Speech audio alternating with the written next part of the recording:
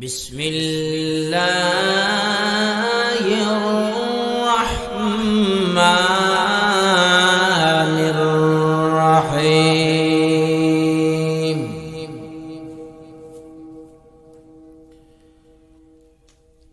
ألف لام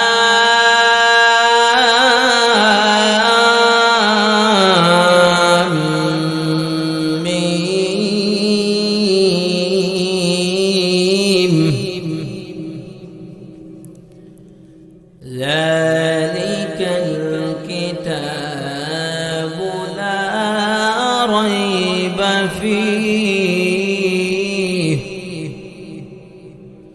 هدى للمتقين الذين يؤمنون بالغيب ويقيمون الصلاة ومما رزقناهم ينفقون والذين يؤمنون بما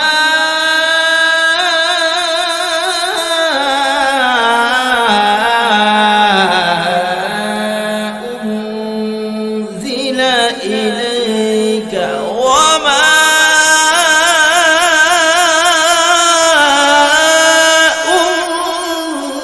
أنزل من قبلك وبالآخرة هم يوقنون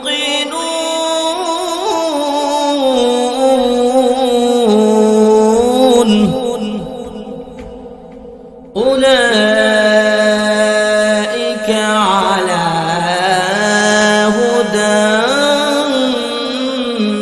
من ربهم وأولئك هم المفلحون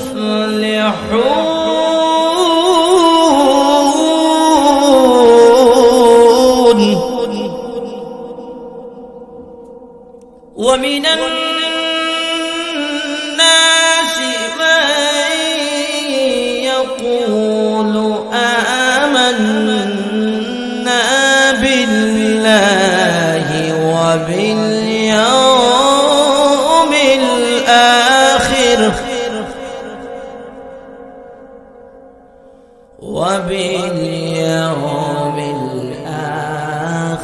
وما هم بمؤمنين. صدق الله العظيم وصدق رسوله النبي الكريم ونحن على ذلك من الشاهدين والشاكرين والحمد لله رب العالمين. وقال تبارك وتعالى في شان حبيبه ومحبوبه إن الله وملائكته يصلون على النبي يا أيها الذين آمنوا صلوا عليه وسلموا تسليما. اللهم صل على سيدنا سيدنا مولانا محمد وعلى آل سيدنا مولانا محمد تفت جب গেলেন নবী ইসলাম প্রচার করিতে দুশমনেরা মারল পাথর মায়ার নবীর বদলে আল্লাহুম্মা সাল্লি আলা সাইয়্যিদিনা মাওলানা মুহাম্মদ ওয়া আলা আলি সাইয়্যিদিনা مولانا محمد مدینہ ری اتر پرش بحث تیری بگان سے شی بگن شویایت مہدر نبی مصطفى اللهم صل على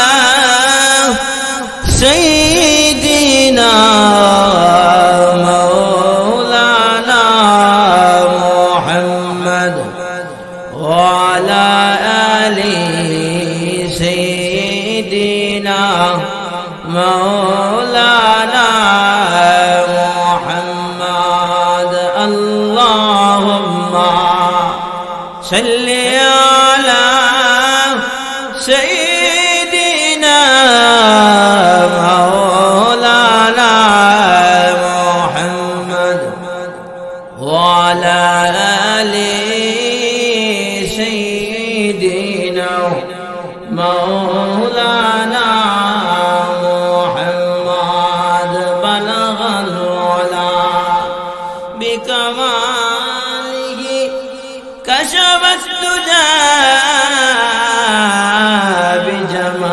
بجماله حسنت جميع خصاله صلوا عليه وآله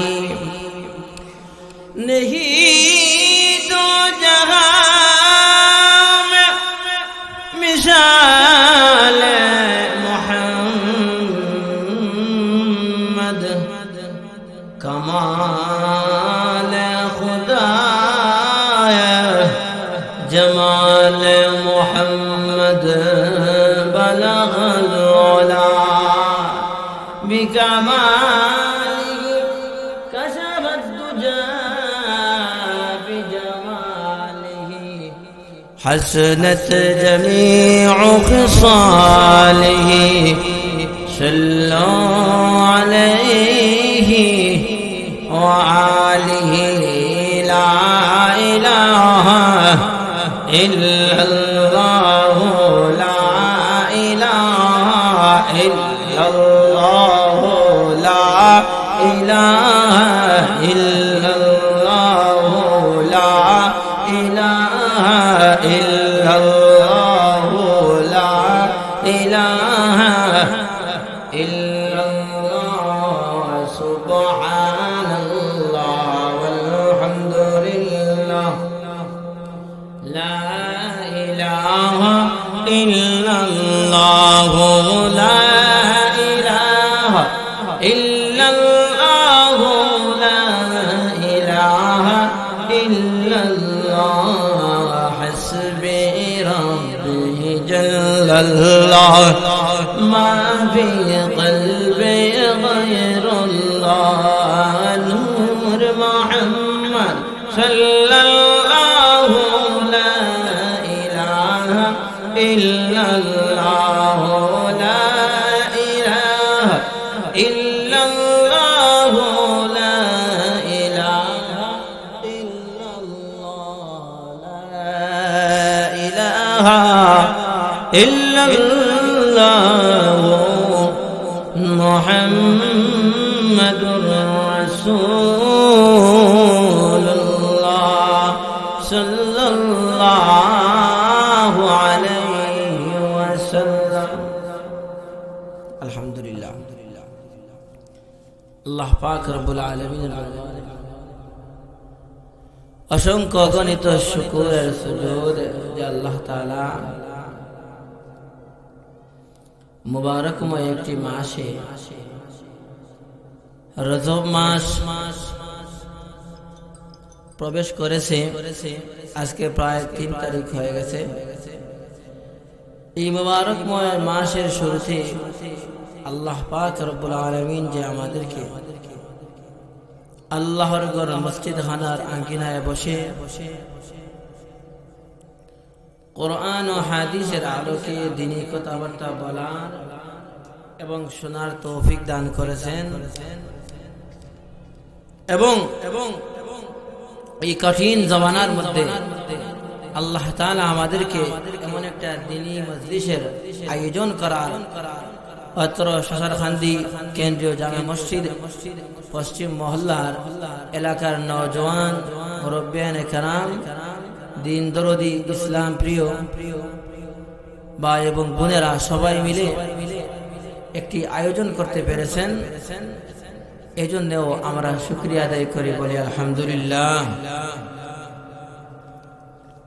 সম্মানিত হাজিরিন, আমি ছোট মানুষ, কোনো বড় ওয়াইজ নয়।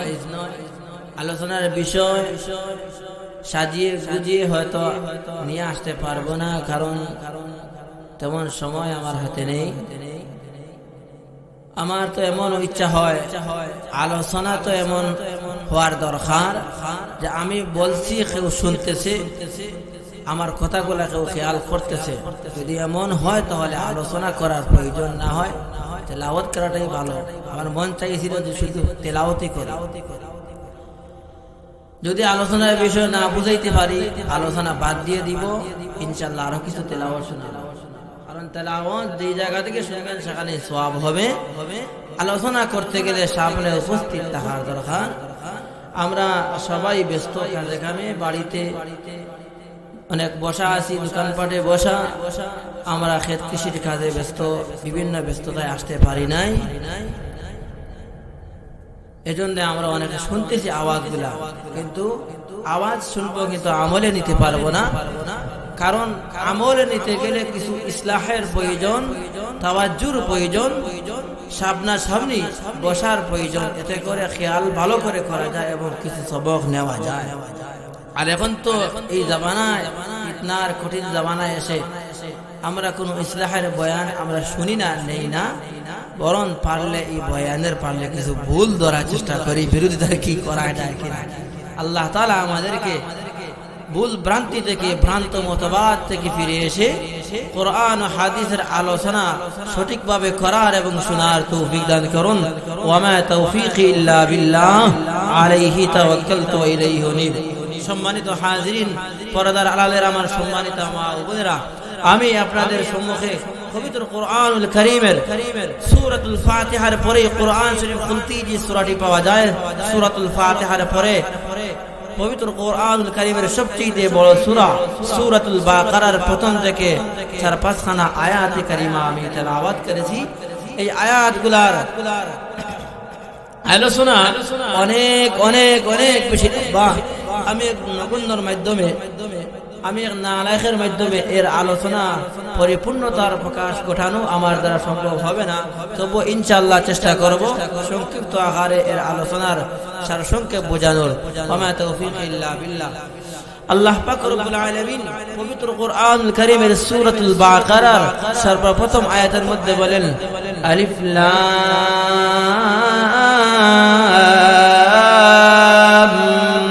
মিম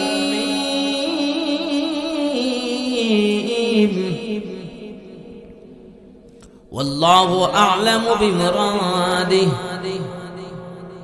আল্লাহ রব্বুল আলামিন হরফে মুকাত্তাআত সর্বপ্রথম এই সূরার প্রথমে নিয়ে এসেছেন। এই আয়াতের 3টি অক্ষর দ্বারা একটি আয়াত গঠিত। আমি এই আয়াতের তাফসীর এবং ব্যাখ্যা বিশ্লেষণ অর্থ নাই বললাম, অর্থ তো পারবই না আমি আর বললাম না। এখানের তাফসীর যদি কোনো যোগ্য বড় আলেম থাকেন ইনশাআল্লাহ তিনি করবেন, আমি রেখে দিলাম, শুনবেন অথবা অতীতে শুনেছেন। আসুন সামনের আয়াতের দিকে।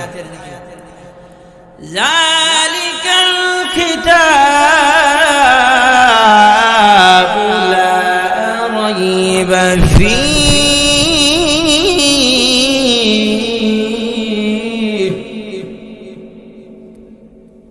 যালিকাল কিতাব, এটা ওই কিতাব,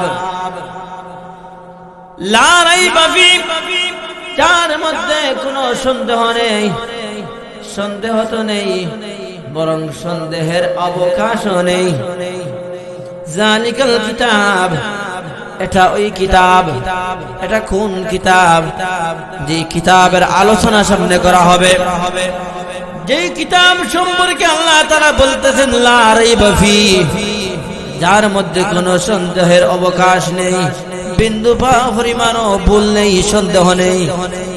এটা ওই কিতাব, যে কিতাবটি আল্লাহর রাসূল সাল্লাল্লাহু আলাইহি ওয়াসাল্লামের উপরে নাযিল হয়েছিল।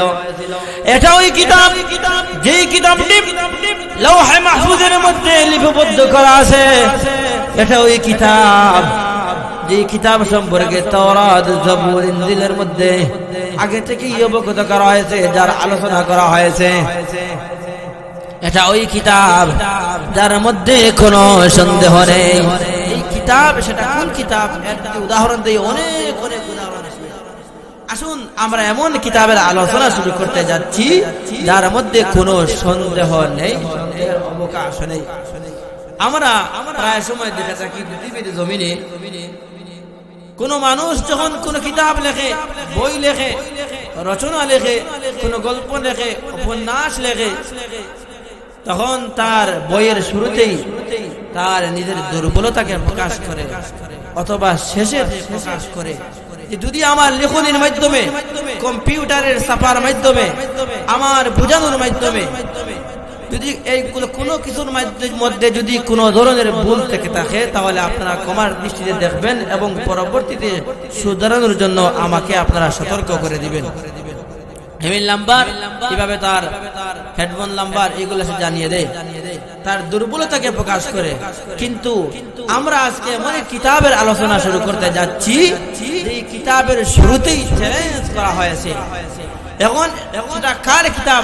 কোন মানুষের রচিত কিতাব নাকি স্বয়ং আল্লাহ জাত রব্বুল আলামিনের নাযিল করা কিতাব? যদি কোনো মানুষের রচিত কিতাব হতো তাহলে তার দুর্বলতাকে প্রকাশ করত। কোন মানুষের রচিত কিতাব নেই, কিতাব নয়। এই জন্য আল্লাহ তাআলা পবিত্র কোরআন কারীমের প্রথমেই তিনি চ্যালেঞ্জ করেছেন, এবং মানুষ যেন সন্দেহ না করে কোন মানুষের রচিত কিতাব, তার মুখ দ্বারা উচ্চারিত কিতাব, তার লেখা কিতাব, এটা সন্দেহ না করার জন্য অন্য আয়াতের মধ্যে আল্লাহ তাআলা বলেন, ওয়ালাউ তাকাওয়ালা আলাইনা বা'দাল আকাওয়িল,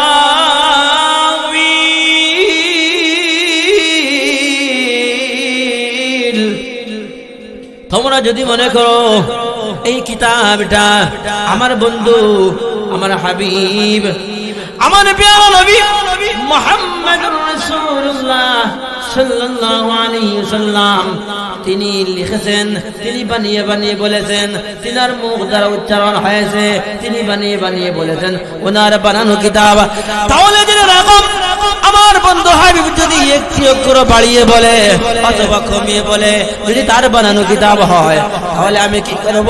আমার বন্ধুর জিহ্বার মধ্যে ধরব এবং কণ্ঠ নালীটা কেটে দিব।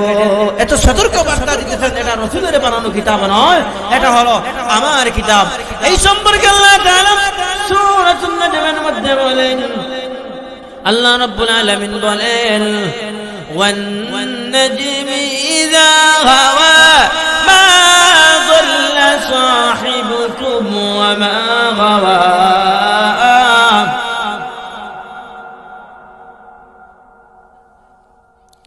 ইন হুয়া ইল্লা ওয়াহয়ুন ইউহা। আমার বলার উদ্দেশ্য এই আয়াতটি, এই সূরার মধ্যে আল্লাহ তাআলা একটি আয়াতের মধ্যে বলেন ইন হুয়া ইল্লা ওয়াহয়ুন ইউহা। এটা কোনো মানুষের বানানো কিতাব নয়, এটা হলো আমার নাজিল করা কিতাব, আমার পক্ষ থেকে নাজিলকৃত ওহী রাসূলের উপরে নাজিল করা হয়েছে। এটা হলো আমার ওহী, আমার নাজিল করা কিতাব, আমার কালাম। এই জন্য আল্লাহ রাব্বুল আলামিন তার নিজের কিতাব, তার কালাম হওয়ার কারণে এই কিতাবের শুরুতে আল্লাহ রাব্বুল আলামিন চ্যালেঞ্জ করে দেন পৃথিবীর মানুষদেরকে। তিনি বলেন জালিকাল কিতাবু লা রাইবা ফি। এটা ওই কিতাব যার মধ্যে কোনো সন্দেহের অবকাশ নেই। এই সন্দেহ দূর করার জন্য আল্লাহ তাআলা অন্য আয়াতের মধ্যে বলেন ওয়া ইন কুনতুম ফি রাইবিন মিম্মা নাযালনা فأتوا بسورة من مثله وادعوا شهداءكم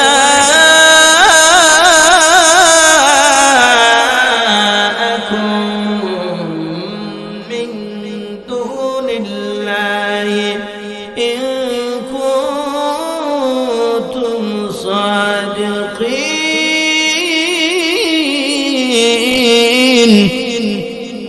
আল্লাহ রাব্বুল আলামিন বলেন ও পৃথিবীর মানব সম্প্রদায়, ও জ্ঞানীরা, ও পণ্ডিতেরা, ও আরবি ভাষাবিদেরা, তোমরা যারা জ্ঞানী তারা কিতাব লেখো, ভাষা সম্পর্কে তোমরা পণ্ডিত্য অর্জন করেছো, যারা ডক্টরেরা আছো, ও আরবি ভাষার ডক্টরেরা, ও জ্ঞানীরা, গুণীরা, শিক্ষিতরা, তোমরা পারলে আমার নাজিল করা কিতাব, এই কিতাবের মধ্য থেকে যে সূরাগুলো আছে, লম্বা সূরা নয়, সূরাগুলোর মধ্য থেকে সবচেয়ে ছোট্ট যে সূরা, সূরাতুল কাউসার, ছোট্ট সূরার মতো পারলে এর মতো কোন একটি সূরা বানিয়ে নিয়ে আসো।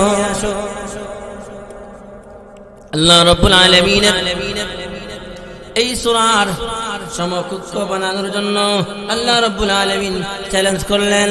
কাফির মুশরিকেরা, বিরোধীরা তারা চেষ্টা করলো সূরাতুল কাউসারের মতো তারা সূরা বানানোর জন্য, তখন তারা ব্যর্থ হলো। আল্লাহ রাব্বুল আলামিন তখন অন্য আয়াতের মধ্যে বলেন ওয়াদউ মান ইসতাতা'তুম মিন দুনিল্লাহি ইন কুনতুম সাদিকিন।